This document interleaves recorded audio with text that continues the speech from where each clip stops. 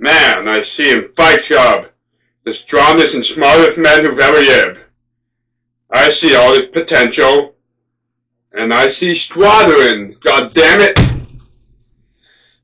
an entire generation pumping gas, washing tables, shaved with white collars, advertising has us chasing cars and clothes, working jobs we hate, so we can buy shit we don't need. We are the middle children of history, man. No purpose or place. We have no Great War. No Great Depression. Our Great War is a spiritual war. Our Great Depression is our lives.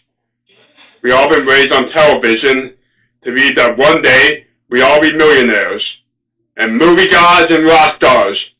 But we won't. And we're slowly learning that. And now we're really, really pissed off.